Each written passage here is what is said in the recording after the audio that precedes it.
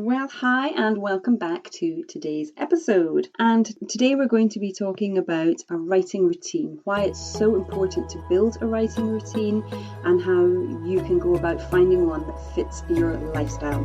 So let's dig in.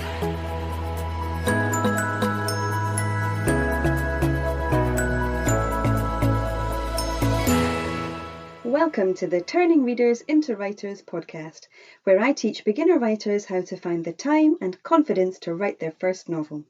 I'm your host, Emma Desi, and I'm so excited that you're here. Thank you for joining me today, because if you've been longing to write your novel for forever, this is the place to be. Are you looking for somewhere you can find practical ways of building a writing routine and gaining confidence?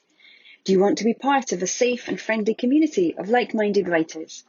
Well, if so, head on over to Facebook, where you will find my closed group for writers who, just like you, want to write their first novel. Go to Facebook and search Turning Readers into Writers, click join and say hello. I can't wait to see you in there. Well, hello, and today we are going to be talking about building a writing routine. So a routine, I have to admit, used to be something that was a dreaded word to me. I didn't like routine, I didn't like structure, I liked to do things as and when I wanted to do it. But unfortunately, I found when I became a parent that routines became all important, all encompassing, trying to keep that schedule. And unexpectedly, it has proved to be very beneficial to my writing.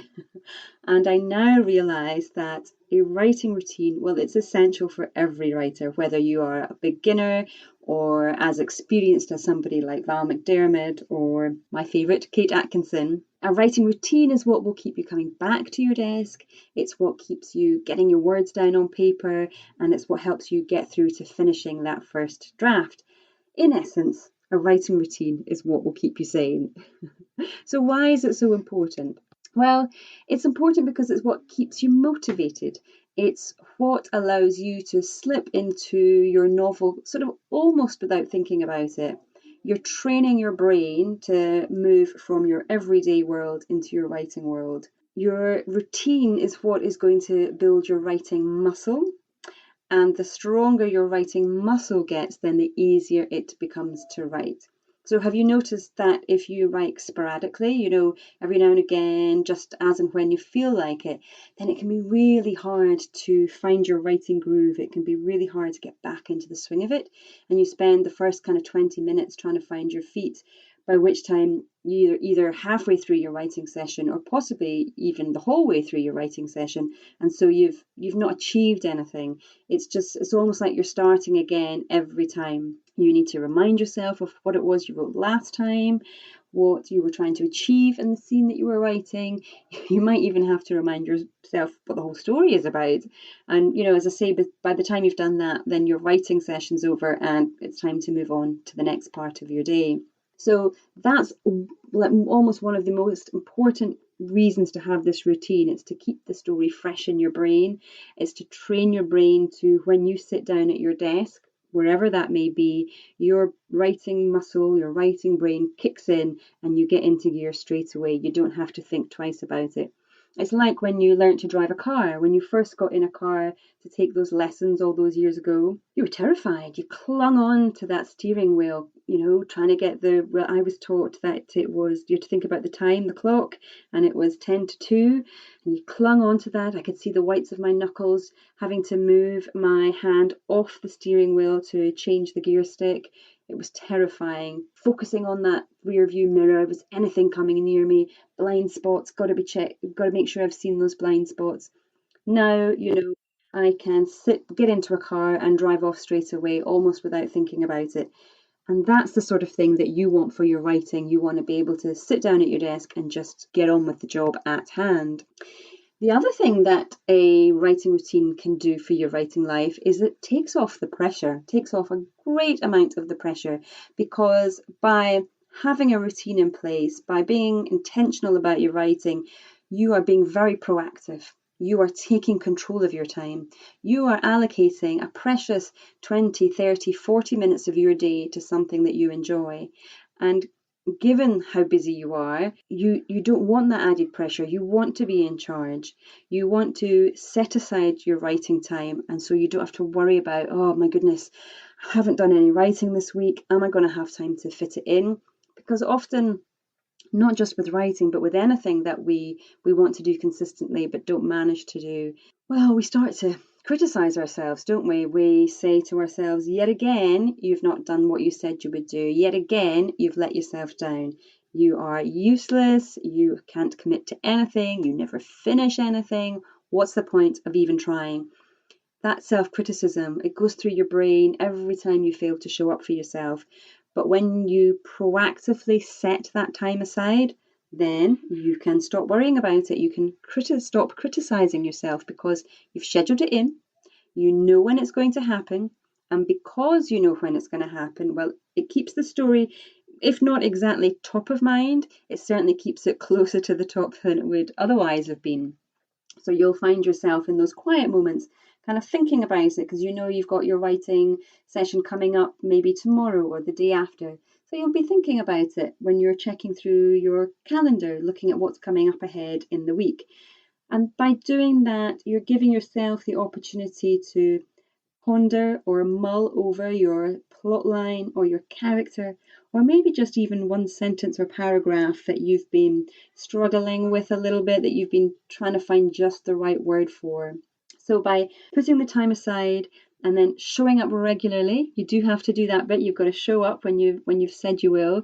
But when you do that, the writing becomes so much easier. It's like Pavlov's dogs. You're training your brain, your writing muscle to kick into gear as soon as you sit down at your desk. So what about your desk? Well, and when I talk about your writing desk, but really, it's not really, it doesn't have to be a desk. It can be wherever you want it to be. I don't write at a desk, as you know. I write at a coffee table in a cafe.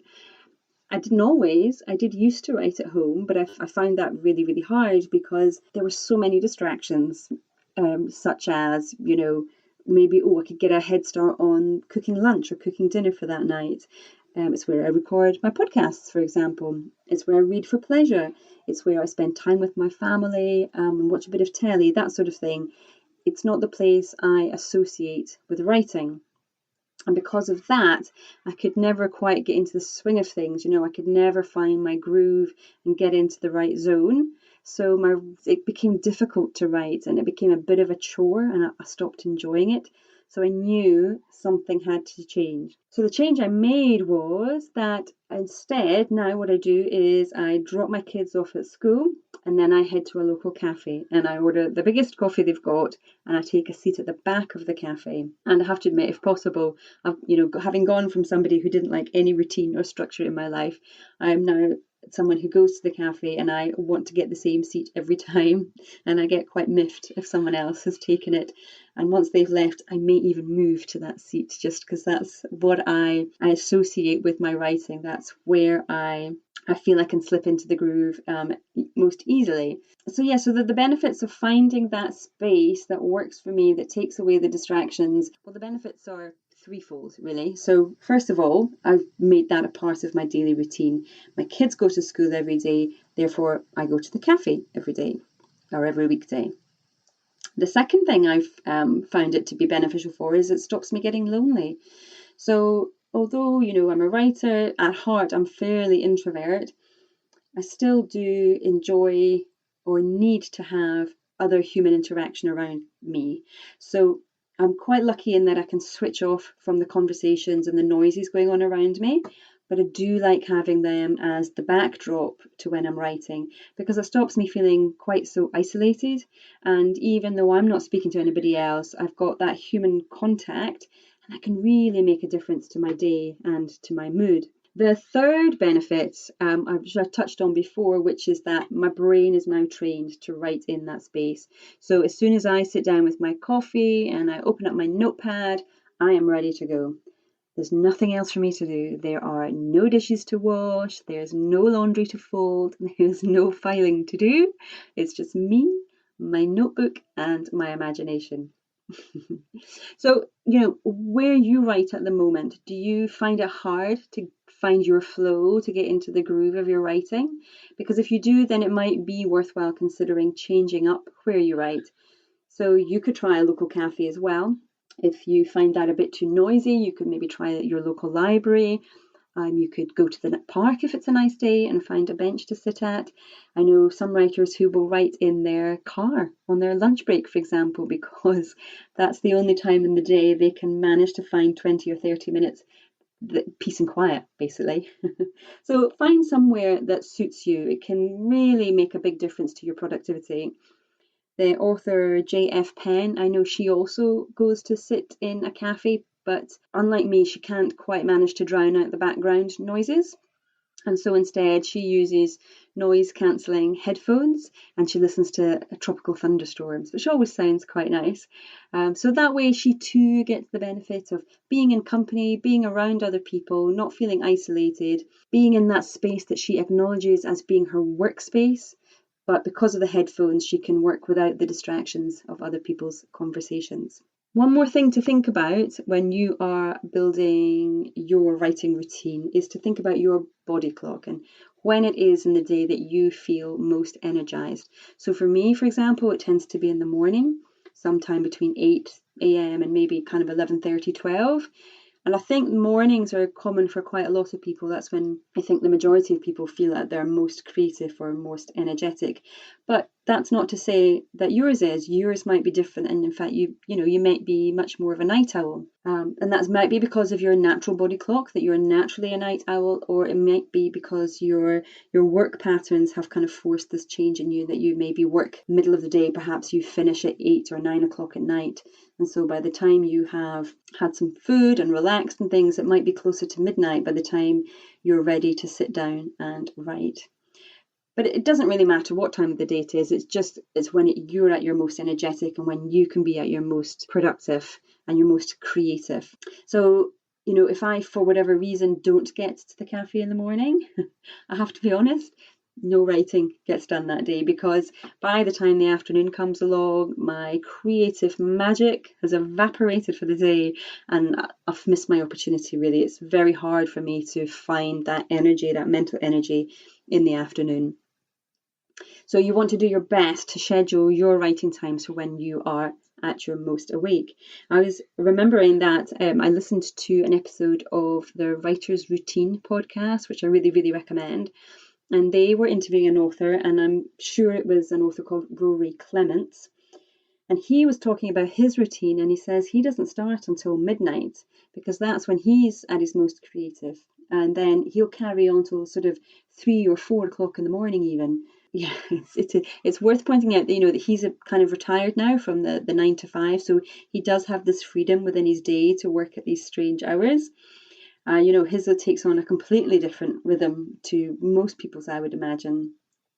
I mean, I tend to get up at sort of 5:45, but I go to bed at 8:30 generally with the kids. So his routine would absolutely slay me. But everybody's body clock and daily routine is different. So take a little bit of time to consider what works best for you and schedule your writing time accordingly. Because once you find a routine that works for you, you will be amazed how much easier the words flow because you're in your optimum place, you're in your optimum state of mind. Now, doesn't mean that every word you write down is going to make the final edit, that every word is going to be beautiful, but you are going to be primed and ready to get your first draft written down, and from there you can prettify it. I saw an Anne Lamott quote recently where she talks about your downdraft and your updraft. So your downdraft is you just get the words down, and your updraft is when you fancy it up and put in the lovely words. So a few things there for you to consider when you are building your own writing routine. Think about why it's important, because it gives you regularity, it gives you consistency, it trains your brain and your writing muscle so you can sit down and start writing without too much effort and maximizing the precious time that you have got to write. By having the schedule, you're taking the pressure off yourself. And when you take the pressure off yourself, you don't criticize yourself, which you might normally do if you fail to show up for that writing time, or if the end of the week's come along and you've not written anything and you start telling yourself that you're useless and you can't do it and you never finish anything, all those things. Think also about your writing desk, where you write. What will work for you? Is it going to be, in your bed at midnight, or is it going to be in the car at lunchtime? And then your body clock. Finally, your body clock. Make sure that you are writing at a time that suits your natural rhythms, whether it's genuinely your natural rhythms, or whether it's one that you've moved into because of work commitments. So a lot of sort of moving parts there, but they're all worth giving thought to, and I'm sure that you'll know instinctively within you what works best. So give it a try. Don't try and force something that's not happening. But if you have no choice and you do have to write at a time your body wouldn't naturally want to, then start small. Just start with 10 minutes, 15 minutes, see how it goes, and then you can build up your routine from there. I hope that's been helpful. I can't emphasize enough how useful it is, so please do have a think about it. And I will see you again next time. Take care. Bye-bye. Well, that's it for this week. I hope you found it useful. If you're interested in becoming a part of a safe and friendly community of like-minded writers who want to write their first novel, go to my Facebook group at emmadesi.com/turning readers into writers. I can't wait to see you in there. You can find the show notes for this episode and all the others at emmadesi.com/podcast. Thanks again for joining me, and I can't wait to get to know you better soon.